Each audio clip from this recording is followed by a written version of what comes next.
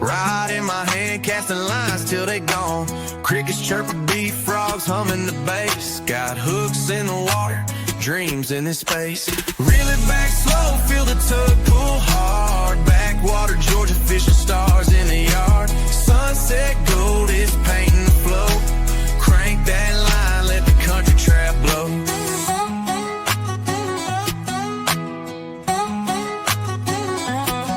Cypress shadows stretch, a scene soaked in grime. Moving that bobber like it's keeping through time. Bass jumps wild, a fighting outlaw streak. Georgia's waters talking, hear the river peak. Lantern glow, flicker, fireflies on high. Sip on the stillness, the moon's my alibi. Bait. Welcome, kayak anglers. You are tuning into the Paddle and Fin Podcast Network, kayak fishing's best network of shows with great hosts covering all things kayak fishing, bringing you special guests covering topics such as shore fishing, river trips, gear reviews, angler profiles, tournament news, and more. Sit back, relax, let's do this. And let's do this. And welcome to the Reel Backwaters Podcast. Man, tonight's going to be a jam up session. We've got a man, an angler, a school teacher, all the way from Northeast Texas. We're going to talk about crappie fishing tonight. We're going to pick his brain and how we can get some of these crappie in our freezer, in our frying pan, and even in our coolers to take home to other people, right? So stay tuned and we'll get him right onto the show.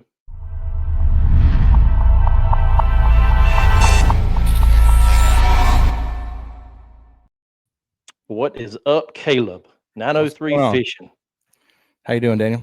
Doing well, sir. And thank you for joining the podcast tonight. I really appreciate it, man. Thanks for the opportunity.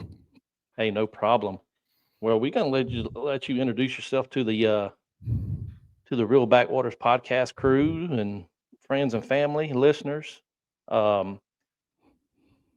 Just kick it off, man, and tell us a little about yourself, where you're from, what you like to do, and All right. Well, once again, thanks for having me on here, man. My name's Caleb Hensley. I run the 903 Fishing YouTube channel. Grew up fishing my whole life. My dad actually introduced me to fishing probably when I was about 4 or 5 years old, and just never really let it go. Just always fishing. And about May of 2020, actually, you mentioned I was a school teacher. We got out for COVID for spring break, and we never went back. And I had some friends in my ears just telling me, hey, man, you should go ahead and start a YouTube channel.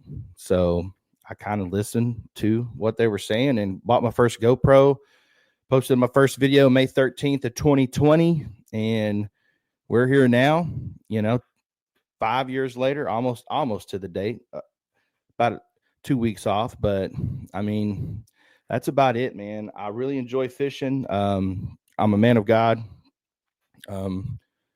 It's a fishing channel where the whole family can watch. I wanted something where kids could watch me, especially being a role model teacher and all those good things. I really wanted kids to be able to watch, and, just the whole family to sit down every Tuesday evening and watch an episode. oh yeah, for real. There's so much content out here on YouTube that isn't enjoyable nowadays. A lot. But if you have any questions, listeners, watchers, put them in the comments, hit us up. We'll get them answered throughout the show. So, man, it's summertime here in Southeast Georgia, where I'm from. It's hot, stormy, Muggy, humid, and the crappie really don't bite in hot weather. But you got to tell me your secret of how to catch them during the hot summer months. Well, I mean, right now I'm focusing under docks. Okay. I know a lot of lakes. I didn't know this till probably, 2 or 3 years ago, but a lot of lakes here in Texas don't even have docks. And most of the lakes around here in my way, they have docks. But I know Sam Rayburn, about 2 hours south of me, doesn't even.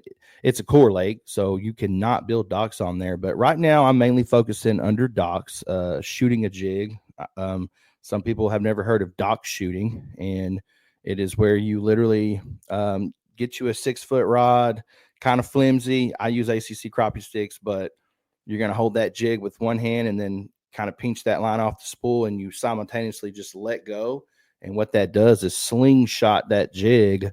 I mean, I've actually seen my jig on another guy's live scope. I'm able to shoot it about 40 to 50 feet underneath that jig, under the dock, I should say. Right. And, you know, like you mentioned, it's getting hot. It's muggy. It's just getting, water temperatures are rising. So our post-spawn fish here, crappie, they really like to look for shade and structure. And those docks provide both of those things. And, I mean, if you can get on them, you know, they'll be 25 holding under one dock, but then right beside it, there's no fish.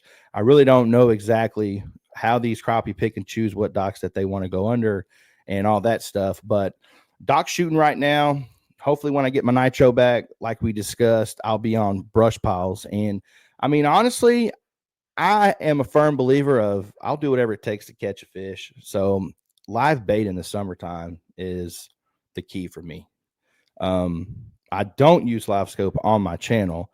So, you know, I don't have the luxury or the privilege of setting a jig right in front of a crappie's face. So I like live bait, the vibration in the water, the smell that those live minnows give off.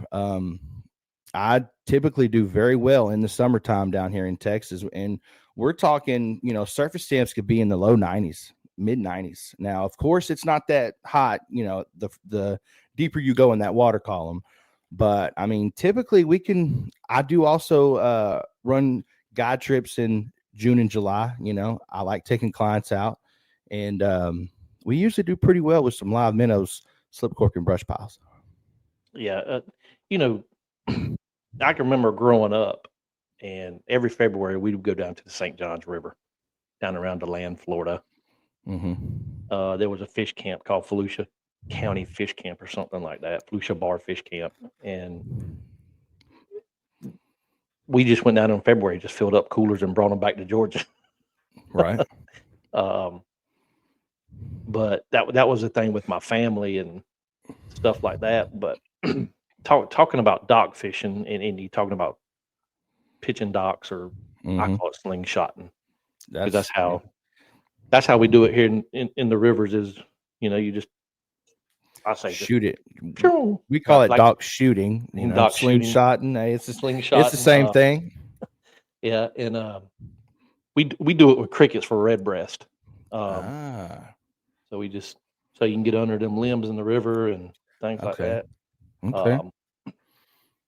Yeah, I like to catch crappie, but you know, usually I'm either trolling for them or just throwing a minnow out there and letting the minnow shake himself. Right. So I'm not a live scoper. I do have side imaging and down imaging on my kayak. Okay. So let's kind of go into that, trying to find them on side imaging. What are you looking for on side imaging? Can you see them real well on side imaging versus down imaging? Well, what I do is I'm looking for brush, essentially. Or here in Texas, there's so much underwater structure that you just can't see. And you said that, trolling, I have a ton of people that watch me from all over the nation, and a lot of people up north, and they'll get on there and start asking me about trolling. And I honestly, I don't know anyone personally in Texas that trolls for crappie. And it is simple fact of how much structure is in the water. I mean, you got standing timber, you got homemade brush that people put out. I mean, there's no way that you could troll in either one of the 3 or 4 lakes that I mainly fish around here. the only way that you're doing that is if maybe you went down to the dam and, just really, really deep of water. But I just look for that big shadow on my side scan, and that's going to let me know that a brush pile is there. And then, I just basically, my little system that I have is I have a Helix 12 on my console for my boat, because I don't use electronics on my kayak. I have zero electronics on the kayak. I've been thinking about getting at least some down scan, because I only use the kayak certain times of the year. Okay. I'm only in the kayak in the creeks in the winter when the crappie chase the shad up in the creeks in the winter. And then right now, especially not having my boat, I've actually been able to do a lot more dock shooting from the kayak, because I'm just trying to make different content, different places, and do all that stuff. But I have my Helix 12 on the console of my boat, and then I have a Helix 7 up front with just down imaging.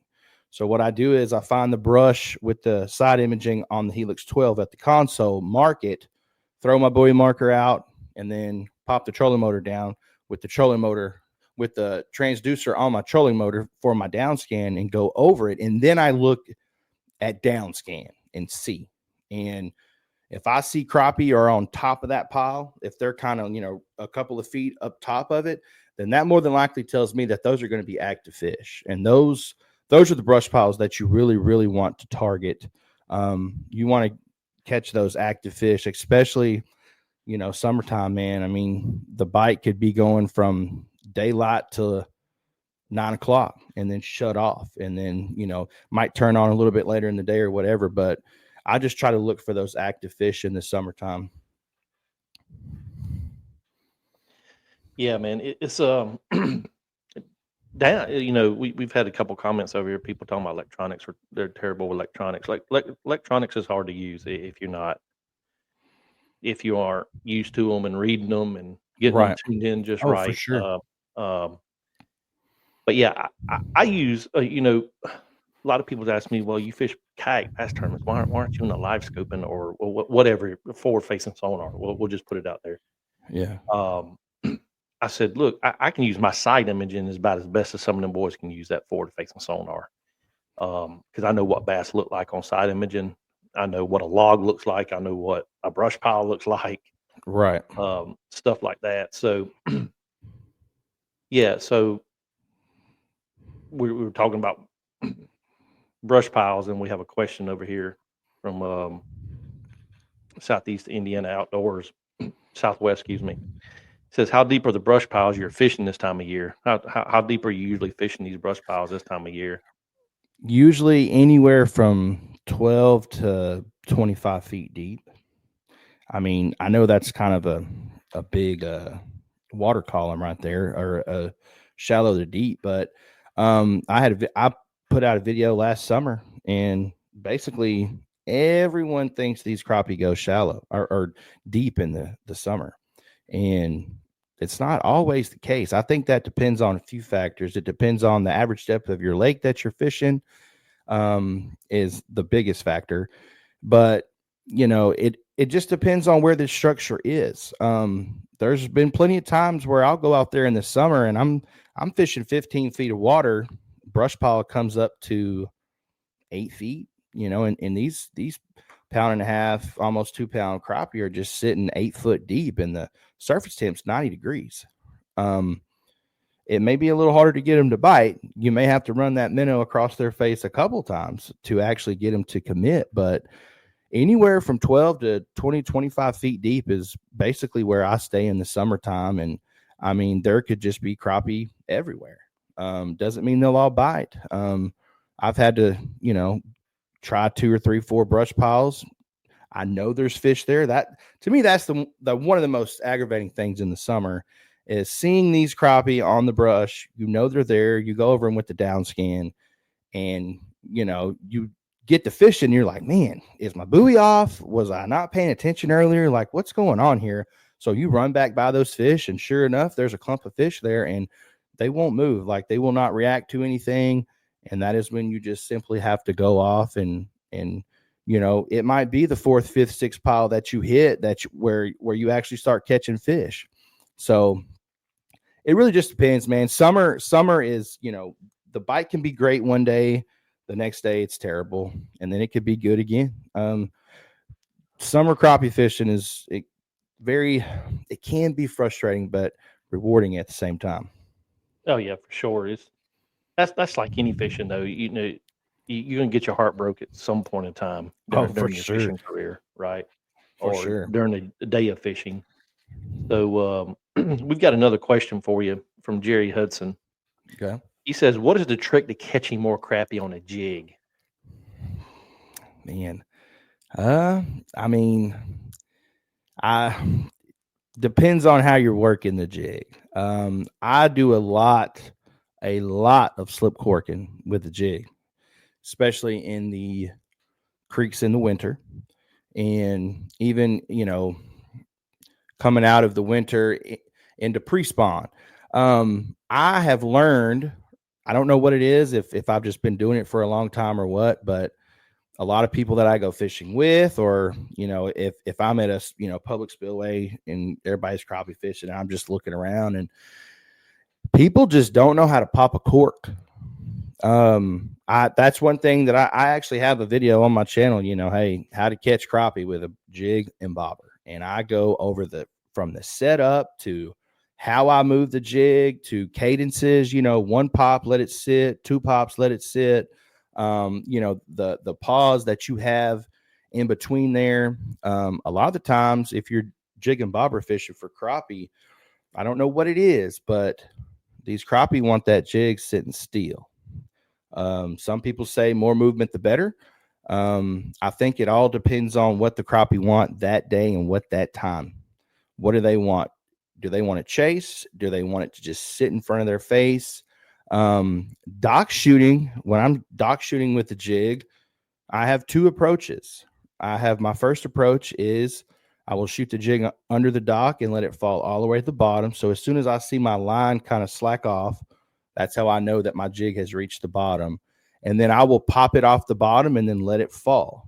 Most of the time, dock shooting, crappie hit that jig on the fall. I think it's a reaction bite. That I think they just see it fall past them, boom. I don't even think that they see it really. I think they just bite it because it's there and it's in their territory, vicinity, whatever you want to call it. And then the second type of dock shooting I do is I shoot it up underneath the dock, especially shallower docks. I'll shoot it up underneath there and just slow reel that jig out of there. That's a good question, though. I'm just trying to think. I mean, where is that question at, Daniel? How did he word that again? He says, "What is the trick? What is the trick? What's the trick to catching more crappie?" I guess just movement, man.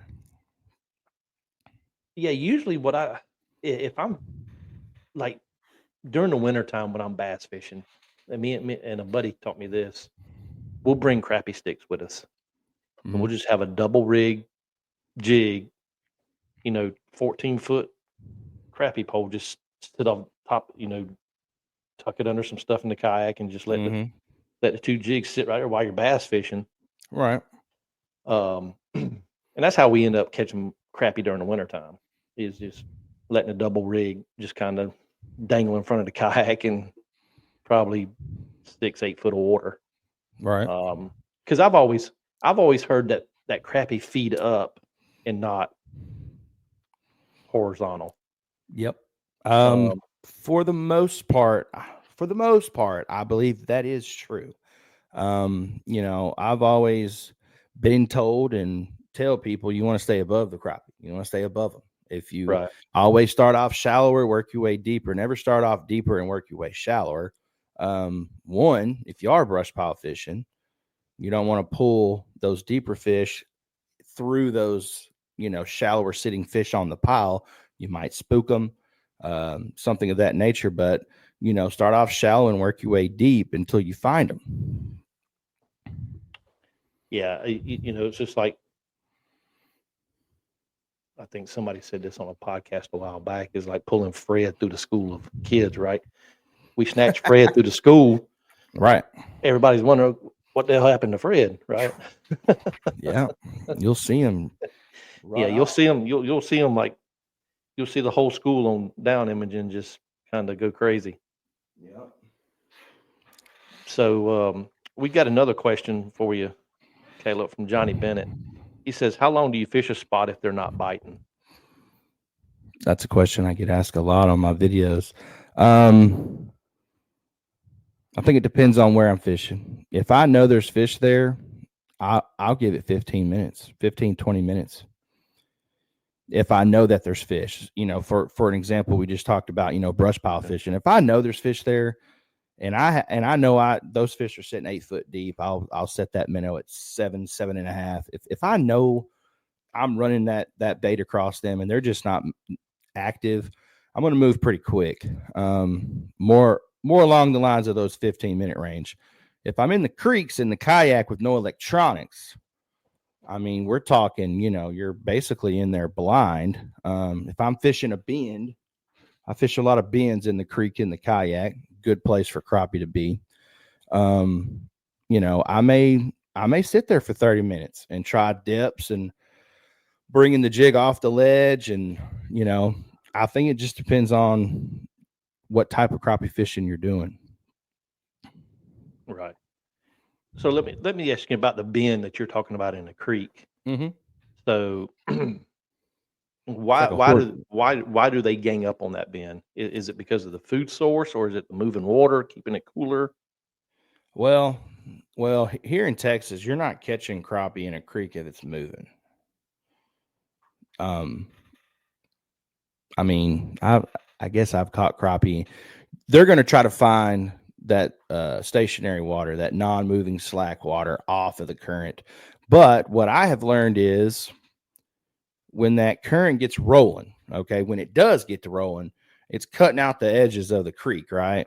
I like to tell people, I explained this in another video of mine this past year, is I like to think of, especially in the bends where that water, that current's really cutting up against that bank, it's cutting it deeper and deeper and deeper over time. I like to think of it kind of like a staircase, right? I don't know if it's kind of hard to show you, but you got a ledge, right? And then you got a drop off. Then you got another ledge, drop off, ledge, drop off. And a lot of the time, these crappie, from what I have gathered, like I said, I don't do any of my creek crappie fishing with electronics in the kayak or from the bank, obviously. So a lot of people wonder how I do it, and I tell them how I do it. I mean, that's why I make these fishing videos, is to, I want people to catch more fish. And these crappie will sit there on these ledges and ambush bait as those shad or minnows come through.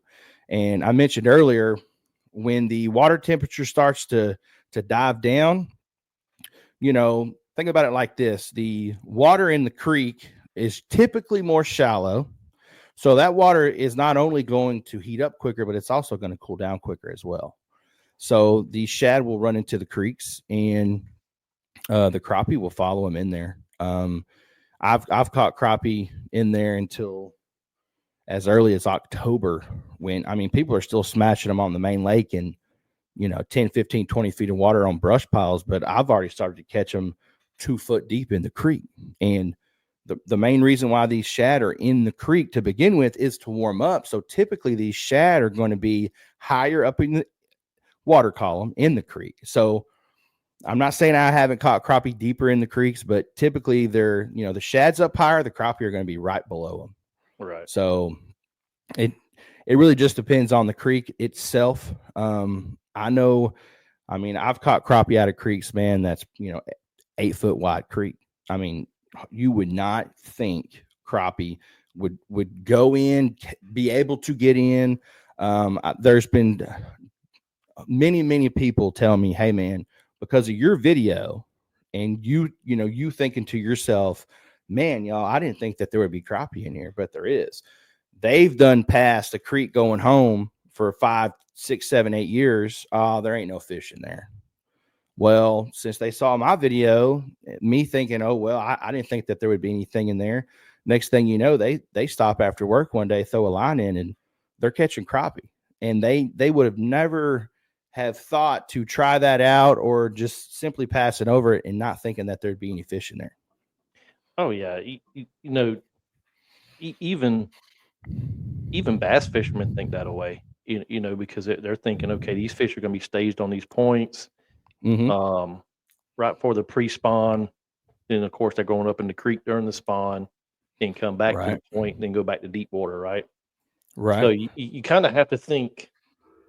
You have to keep, if you're a bass fisherman, a crappie fisherman, or if you want to catch white bass or hybrids or anything like that, they're eventually going to make their way back. They're going to follow the bait. That's that's any type of species of fish. Yeah. So for the most part. So if you see shad busting in the back of the creek, go to the back of the creek. Things like that. But yeah, we got another question from Jerry Hudson. He says, you're talking about the bobbers earlier. So how far do you have your bobber? Like, I guess you're talking about a slip cork or a... Oh yeah, I am a slip corking fool. That's what everybody calls me. I love a slip cork, man. I mean, you got to think about it. If brush pile fishing, if you're fishing any depth longer than your rod, that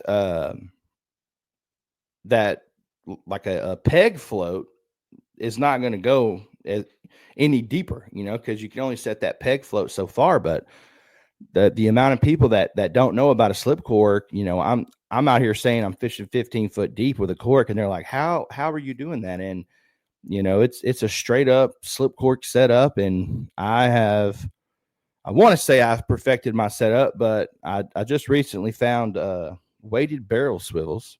So I have taken the split shots off of my setup, and now I'm using the weighted barrel swivel. So I have the swivel and the weight in one instead of a regular barrel swivel and then the split shots on it. But as far as how deep I'm fishing, in the creeks, man, like I said, I will catch these crappie a foot deep from the bank, kayak. It's not always a foot. I think it just depends, once again, on the creek, what creek you're fishing. If I know that there's a ledge there, if I have found a ledge, then I'll throw up, up on the bank and then bring that jig off of that ledge. And man, I mean, I've just sat there and wore them out 2 foot deep. Yeah, I've fished a little bit of slip corks in the past. But I've always, growing here in South Georgia, you just throw that cork on, throw your little split shot on, and let the minnow work, right? Yeah. But yeah, then you're talking about getting your line longer than the rod you're fishing with, then you got a problem casting and things like that. So with the slip bobber, your bobber's coming down to your bobber, you're tying that little piece of thread or whatever you're using to stop that bobber at the top where you think that the fish are holding. Right. So it's a no-brainer to use a slip bobber, more or less. Got to. And I saw one of your recent videos where you're talking about that barrel swivel with the weight, and I have never thought about that. That's a good point. Is you got everything included. You don't have no extra. No extra stuff on it. You just got the weight with the barrel swivel in it, and to me, gets it down faster. And when I started using that barrel swivel, the only problem that I had, and it didn't happen all the time, I still wonder what made it do it. I think the weight and the momentum, but when I used to use the 2 split shots on top of the barrel swivel, so let's say I got my 10-pound. I know this is probably going to sound crazy to some people too, but going back to fishing heavy structure, brush piles and all that stuff, I got my braid tied to my main line is braid. Then I have the barrel swivel on that. Of course, I have the slip cork, the bead, and the bobber stop and all that, but I have my braid tied to my barrel swivel. And then I have a mono leader tied to the other end of the barrel swivel. Well, I would before the barrel swivel, I'd use those 2 split shots up above the leader, the swivel. And every now and then, if I, cast it out or whatever, my leader line would just, wrap around those split shots. And it didn't happen all the time, but when it did happen, it was one of those things where, oh gosh, I gotta cut off this leader and retie my leader, because you'd be spending 5-10 minutes, trying to get it undone, untangled, but I could just, re-rig a leader in 2 minutes if I want to. But that's another thing that I did notice with using that weighted barrel swivel. It just kind of makes it more sleek. Those split shots aren't in the way, and I really like it. I can't remember who put me onto those. It wasn't my idea. I'm not going to give myself credit for that, because that would not be the truth. I think I just had probably a subscriber, a fan of the channel. He just sent me a message, said, "Hey man, I love your slip cork setup, but I had the problem with the leader wrapping up in the split shots. I started using these, and they're actually saltwater barrel swivels is right what they're really called." And I don't do. I've been to the ocean one time, saltwater fishing. It's probably gonna be the last time I go, but that's a whole nother story right there. But that's I just that barrel swivel really it really does it well. And I tell you what, they're honestly pretty expensive on Amazon. I mean, you get like a 10-pack for like $12. I mean, that's over $1 a piece. But the guy that makes my soft plastics, I've designed my own crappie jigs, and Slab City Jigs, who makes them for me. He has his own, bait shop and all that stuff, and he pours his jig heads. And he told me one day, he said, "Hey man, I think we can make those weighted barrel swivels for you." And here, hold on, I got a pack right here. 1 second. all right. So these right here are actually ones that he made. I don't know if I can. It's kind of crazy. You gotta, like, these are actually handmade right here, hand poured, I guess you could say. You got the swivel, and then this is a 1/4 ounce. I use 2 weights. If I'm main lake brush pile fishing, then I'm going to use the 1/4 ounce to get that minnow down there quick, so I'm not sitting there. People don't like to see a minnow falling for 8 seconds. Right. And then I have the 1/8 ounce right here. So he actually makes these now. And, I have put on a lot of people using these right here, because like I said, I started using them, and it's just because I have the audience that watches. They want to know where I get them from. And right. I mean, So what's the website right again? And I'll put it up on the screen, Caleb. Oh, it's slabcityjigs.com. So slabcityjigs.com. Like I said, I got my signature series on there. He actually, Coulter's a good buddy of mine. Shout out to Coulter, man. He's a good fellow. This whole YouTube thing, you meet a lot of people. You meet some bad people. Coulter has actually been with me since I had, I want to say, about 2,500 subscribers. We're talking 2021, early 2021 vibes here. I got over 116,000 right now. So he has been with me from the start. But there's a code, I guess, 903 will save you 10% over there. I mean, he's got everything I use: the PC Fun reels, the thump nets, thump gel, ACC crappies. I have helped him get everything into his store, because we just help each other out. We both want to see each other succeed. And that's right. He just opened up a bait shop. I mean, in Central Texas, there's not a bait shop within an hour radius around him. and he wanted to, go off into this. I mean, it's opening a business. I mean, it's not something small. It's not, so he wanted to do this, so I supported him, and I'm pretty, as far as I know, everything's going pretty smooth over there. So, Well, good. So we got a few more questions we're going to hit through here, Caleb. all right. Cooper Claycomb says, "How heavy How heavy is your rod?" Like, it's a great question, man. I don't want to lie. I'm over here right now looking. Look, guys, I've been using these ACC crappie sticks rods for, about 4.5 years now. And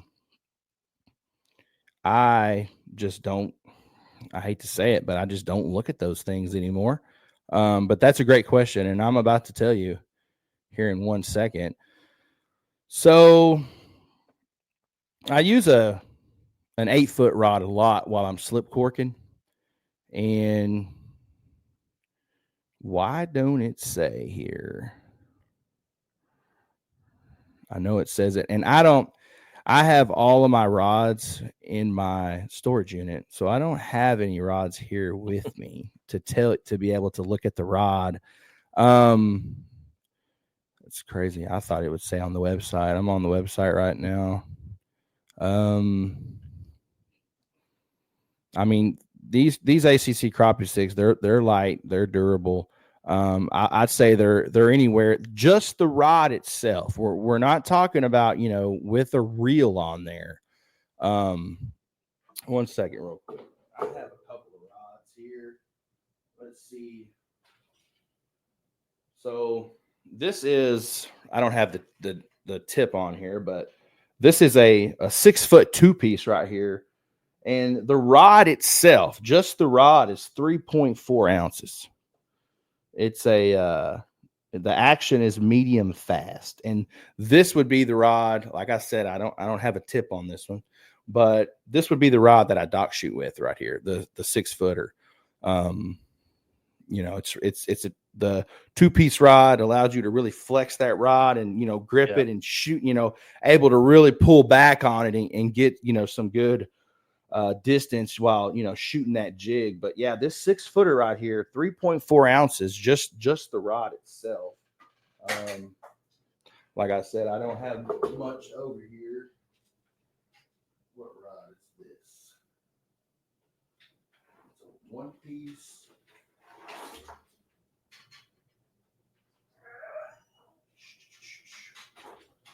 What is this? Struggling. If you see some stuff falling down, it's all good. This is a 6.6. This is a 6.6 2-piece. It's 3.5 ounces. I mean, we're talking add half a foot, and it's only 1/10 of an ounce heavier. I want to say that the 8-footer is probably going to be about 4 ounces. It's pretty light action rod.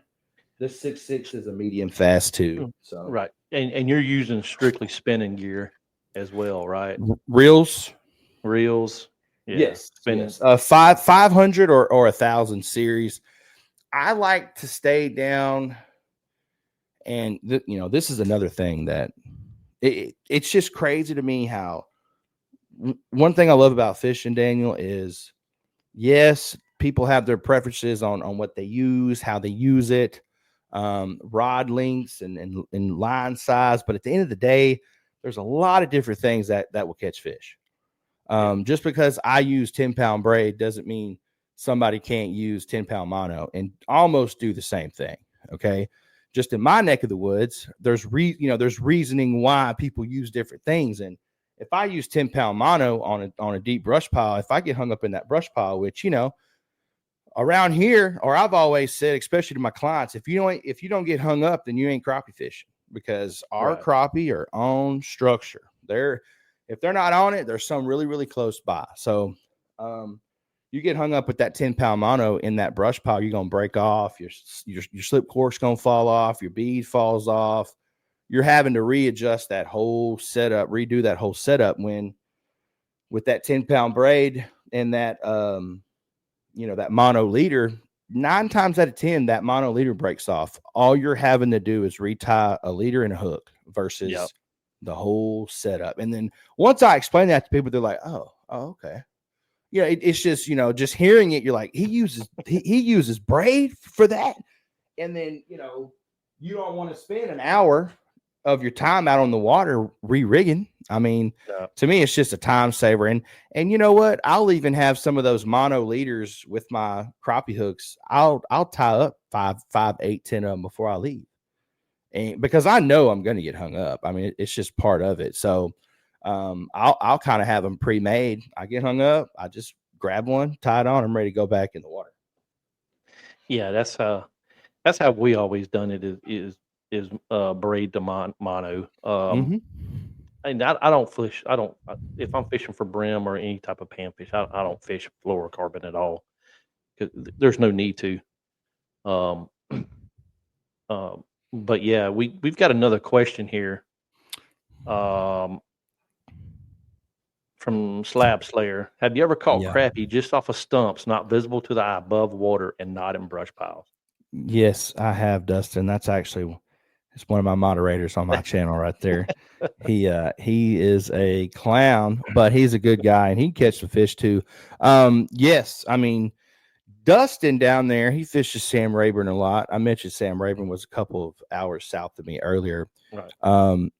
I don't know what it is about that lake, but that lake right there has just stumps. And I mean, it could be 20 feet of water, but just, think about it. There's a stump.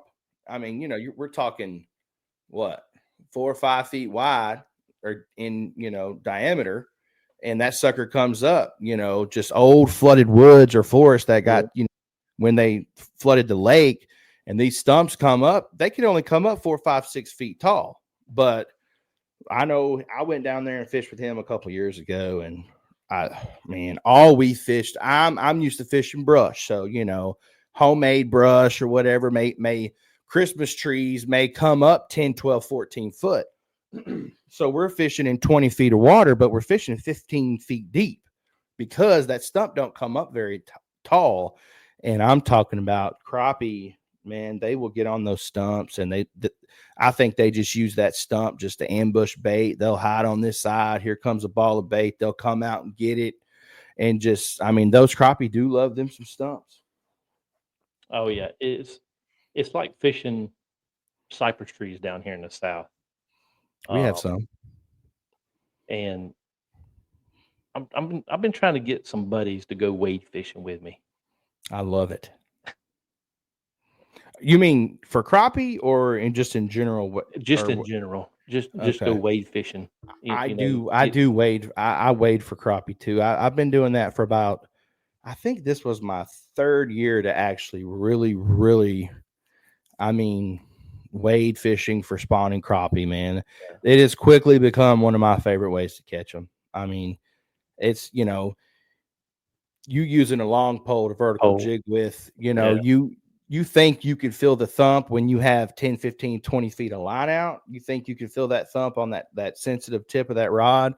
Just imagine having 10, 12 inches of line out. You stick it off in that bush and then that buckbrush tree. Yeah. And I mean, those big 1.5 pound, 2 pound crappie, man, they almost take the pole out of your hand. I mean, they're protecting beds, garden fry, whatever they got to do to get it out of there. And like I said, wade fishing for crappie, that's one of my most fun techniques that I guess you could say, man. It's just me and my buddy Walker, who fishes with me all the time. He's in a lot of my videos. We wait now for that spawning wading season. We just can't get enough of that. Yeah, it's almost like you ever heard of jigger pole fishing? Mm-hmm. For bass? I think so. So you use a long cane pole. Okay. And about say 8 to 10 inches of line. Right. I do it with a buzz bait. and you just kick that trolling motor on, and you just take that thing and it just goes against the bank. Right. Just, And man, you're then you have to pull it. You can't yeah, lift it because you straight can't up. reel. No, Yeah. so you Yeah, got to pull it all the way back. But yeah, it's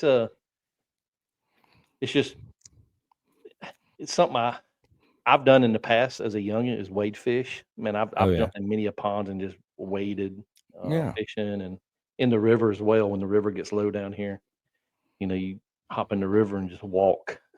Right.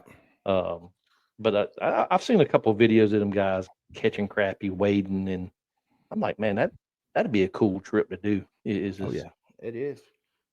Go with Come a bunch on. of people and Come on down here in the spring. I'll take you. make a trip out to Wow, Texas. I'll take you, man. I don't know exactly how far you are, but I'd assume you said Georgia, right? Yeah, I'm It's about Georgia. 14 hours. It's Georgia, Alabama, Mississippi, right? Yeah. No.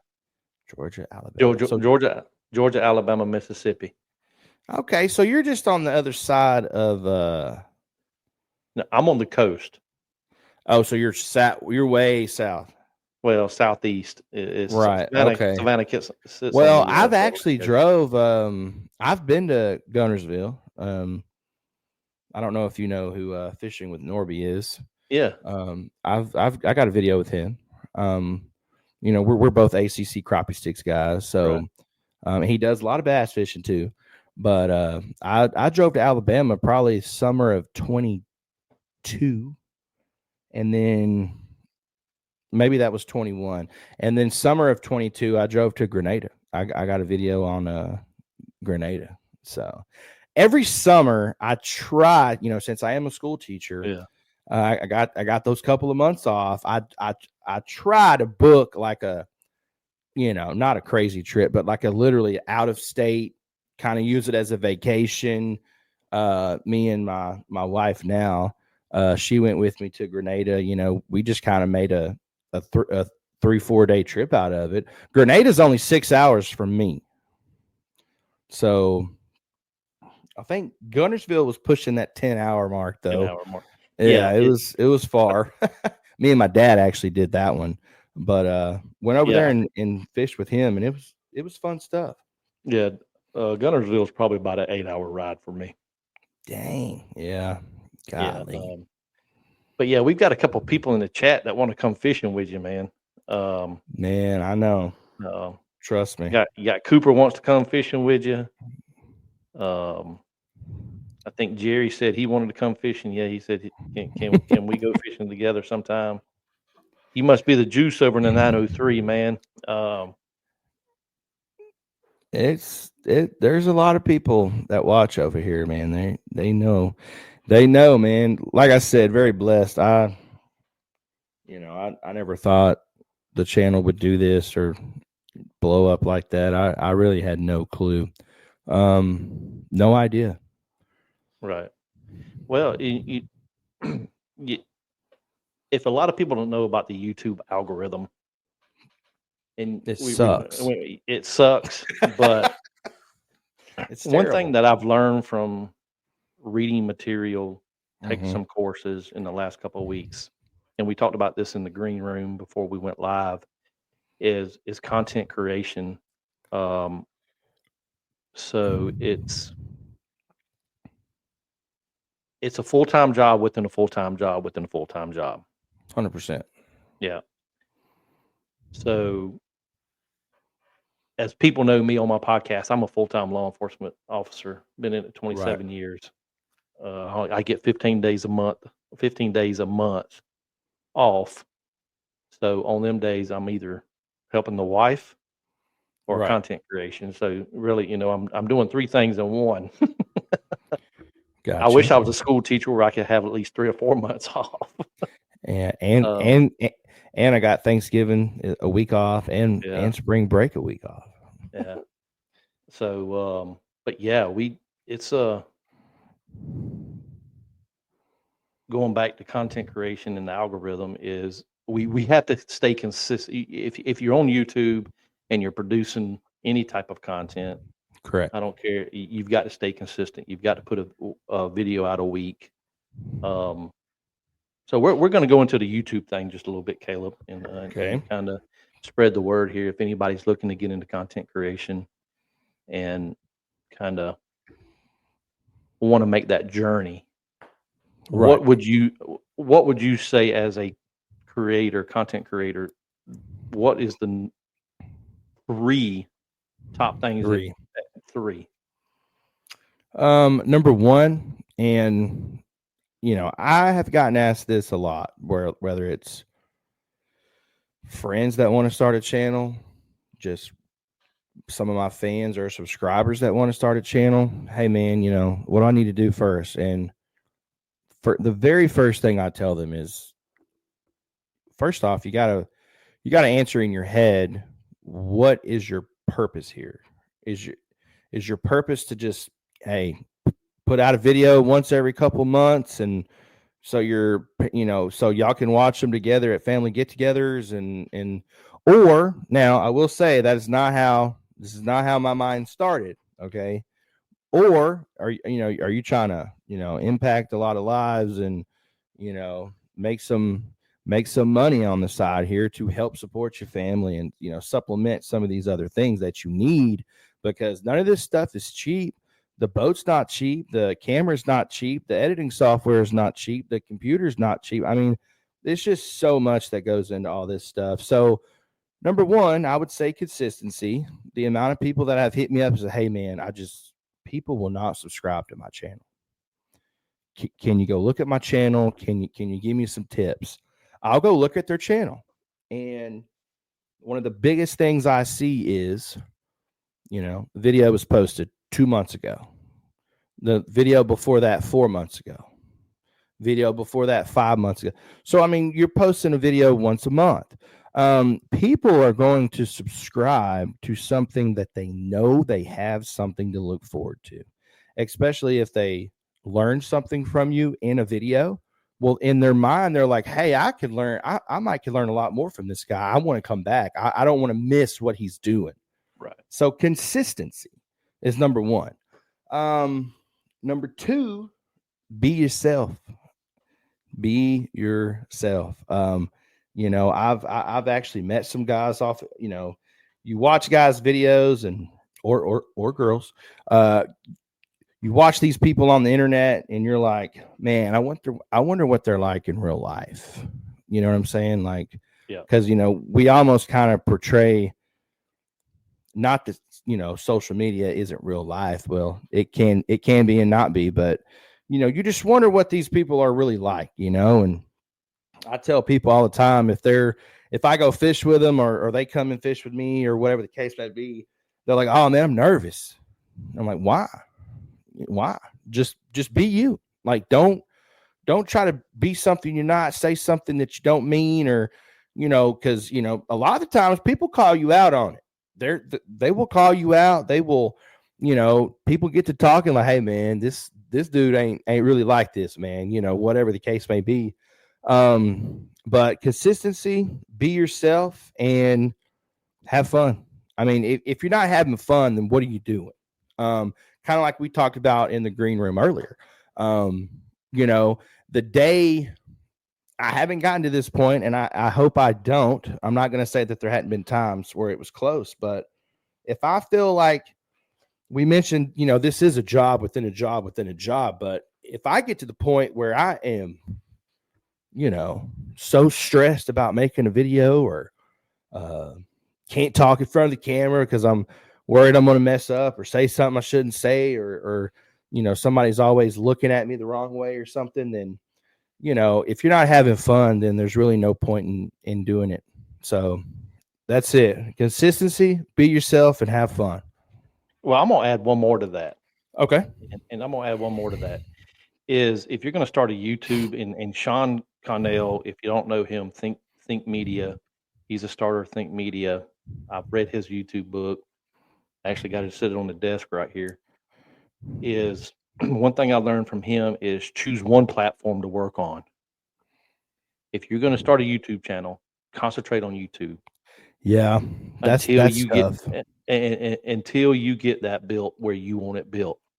Right. Then TikTok, Instagram, Facebook. Right. Yeah, I mean, hey, as you see, hold on, it's opposite for me. Yeah. As you see, I am on everything. But you're right. You are right. I hopped on the TikTok train way later. I mean, a couple years ago, back in, I think it was 2018, 19, 2020. That's those people that hopped on TikTok then, they're the ones that got that, kind of like the fishermen of YouTube. Yeah. When it first started, those are the guys that, they just been doing it so long. They have an audience. People are going to watch. It doesn't matter what they do. It don't matter if they shift gears and start hiking mountains, man. Like, people are going to watch them do whatever that they're going to do. But I did get to the point where, I thought, okay, I have a video. I posted my video on YouTube. Now I got to post a short to TikTok, Instagram, Facebook, and I got to do all this in 10 minutes. And then I got to the point I was like, no, hold up. Maybe I really have started to, I still post a couple of shorts here or there, but I don't stress myself about it. I don't. What I try to do with TikTok, Facebook, and Instagram, I use those platforms to send them to YouTube. That's what right. I do. And that's what Sean says in his book. If you're going to use them platforms, don't make it don't try to do four things right all at once. If you want them to get them to your YouTube channel, take them other social platforms and use them to get you over to your long form content. And so there you go, people. There's our 4 things about YouTube that you could take, put in your little notebook, you put it in a little bag, put it on your nightstand, put it in a drawer, read it a rainy day. Yep. Got another one for you, Caleb, before we close out the show here. Okay. Talking about AI. Do you use AI for anything in your social media? Funny story. Where's my phone? I got to show you this. I posted it on my Facebook too, because I thought it was hilarious. So, this, first off, to answer that question is no. I don't use AI to write my scripts, like my descriptions, or I mean, I tried using, sorry, I'm cracking myself up. I tried using Chat GPT for, you know what that is? Oh yeah, I use it. Okay. I tried using Chat GPT to make me a thumbnail, right? And this was like, don't do that. Hey, this was like, shoot, man, this was early last week. I mean, it was not long ago, but I know a guy, he's got a little YouTube channel in Florida. He emails me, he shouts me out in his videos. He said he caught his first crappie ever because of me. And I saw one of his thumbnails and I was like, dude, that looks really good. I was like, I may need to get you to make me a couple thumbnails. And he's like, hold up. I didn't do it. And I was like, what do you mean you didn't do it? And he said, Chat GPT made that one for me. And I was like, man, it looks really good, So I'm thinking I can get on Chat GPT and make me a thumbnail, that's what I'm thinking. So I basically told Chat GPT, I said, make me a thumbnail with big bluegill, me holding big bluegill, and make the colors vibrant and a lake in the background, because, hey, that's just kind of, you got fish, the person, lake, bright colors. What else do you want in a thumbnail, right? And then this is the AI thing said, send me a picture, something I can relate to or help me out. This is the picture I sent right there. I don't know if it'll focus or not, but that's the one that I sent. Okay. That's me holding some big bluegill. Right. This is what it sent back. Who's that? Who is that dude? That's not me. No, they don't. Look, hold on. That's the one I sent it. Like, I get it. I get it. Hey, you can do a little Photoshop. Just take your head off your original photo and put it on that. Man, I mean, look at that. I don't know who that is, but look how he's holding a fish. 903 fishing on the shirt like that and the hat. I mean, it just cracked me up. But to answer that question, no, I don't. I'm trying to figure out how to answer this without. I mean, I kind of want to do it. I want to do the work. I want to write my own description. I'm not saying it can't be used, and there's not anything wrong with using it. But you know, a lot of people get those AI programs or whatever to write the words on the screen for you. They're, you know, the shorts and stuff. Yeah. I mean, there's nothing wrong with that. I mean, I don't see that being, you know, because nowadays people are on their phone when they're not supposed to be on their phone. So they don't want it to be loud, but they still want to understand and read what's going on the screen. Right. So the subtitles and all that stuff's there. I mean, I get that. But as far as, you know, I mean, I'm sitting here trying to think of, besides a thumbnail or besides, you know, hey, Chat GPT, you know, write me a description of, you know, this video I'm about to send you. I mean, I'm just sitting here trying to think, how else could we use it for titling your YouTube video? Maybe. I put a lot of stuff in there for, you know, when I ask it to write me a title for my video, I put everything that's in the video, try to say, okay, this is what's in the video. You know, I'm fishing from a kayak. I'm fishing a pond. I'm catching brim. Mm-hmm. I'm using a Z-Man micro finesse bait. Right. So it kind of takes all that information and compiles it into it gives you two different choices. And then I say, okay, well, I need this word and this one, this word and this one. Right. So that's how I come up with my title.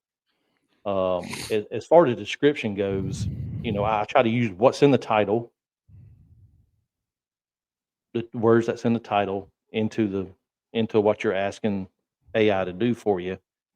And so it comes up with the description. So I kind of go in there and tweak it because some things just sound don't sound like me talking, or typing, and then I include all my hashtags that I need to include in my description and things because AI is not going to put the hashtags in there for you, right? But yeah, that's how, you know. In the question was from Johnny Bennett: is AI good or bad for podcasters? Really, I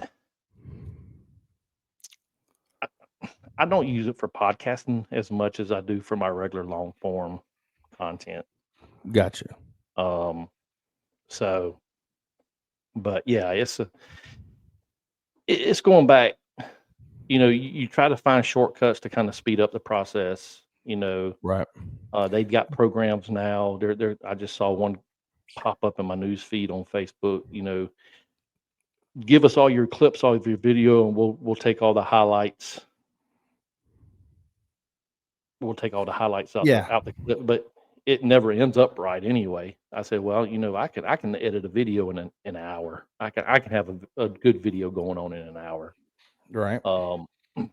So, but yeah, it's all about being yourself. You know, you can act. We can talk about SEO.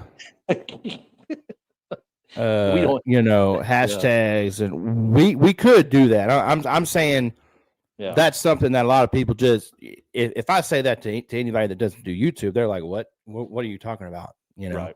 So, I mean, all that has a lot to do with getting your videos in the right place, right spot, you know, tags, title, description, all those things. But yeah. So, man, we've been going for 1 hour and 5 minutes. Oh yeah. Yeah. So we've had a lot of good questions in the chat. Thank you from everybody who's joined the chat, who's commented, who's asked questions. If you arrived late and didn't catch the whole episode, you can go back on Caleb's channel and watch it. You can go back on my channel and watch it. It'll be up on Spotify, all your podcast listening tomorrow. Awesome. So you can head over to Spotify and find me at the Reel Backwaters, Apple as well, iHeart as well. What else is out there? Crap